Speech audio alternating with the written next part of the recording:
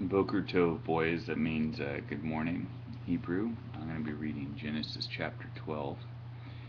Now in Haran, the Lord said to Abram, "Go for yourself, for your own advantage, away from your country, from your relatives, and from your father's house, to the land that I will show you.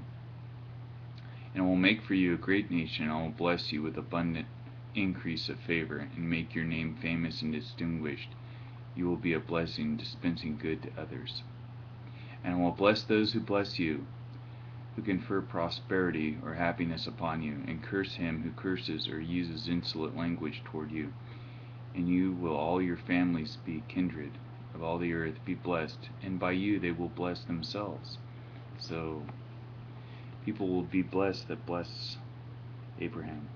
So Abraham departed as the Lord had directed him, and Lot his nephew went with him. Abraham was 75 years old when he left Haran.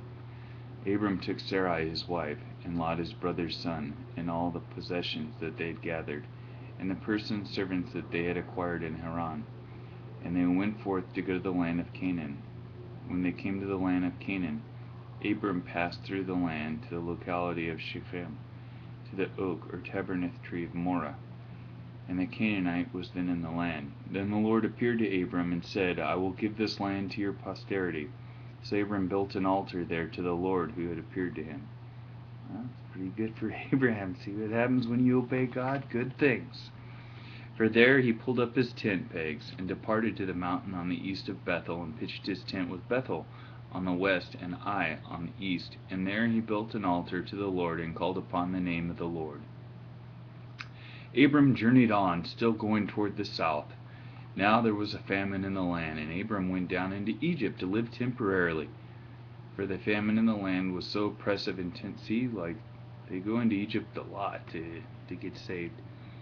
And when he was about to enter Egypt, he said to Sarai his wife, "I know that you are beautiful to behold. So when the Egyptians see you, they will say, 'This is his wife.' They will kill me, and they will let you live. Say, I beg of you, that you are my sister, so that it may go well with me for your sake, and my life will be spared because of you." And when Abraham came into Egypt, the Egyptians saw that the woman was very beautiful. The princes of Pharaoh also saw her and commended her to Pharaoh.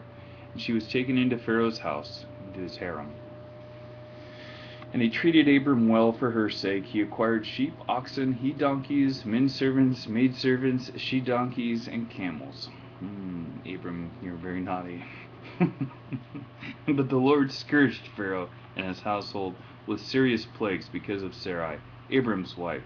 And Pharaoh called Abram and said, "What is this you have done to me? Why did you not tell me that she was your wife?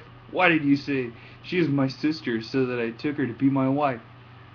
Now then, here is your wife. Take her. Get away from here." That's what Pharaoh says to Abram. And Pharaoh commanded his men concerning him, and they brought him on his way with his wife and all that he had. So, boys, we're going to leave off with Abram and Sarai after they got into Egypt. They got pretty rich. It's interesting. Anyway, I love you, boys.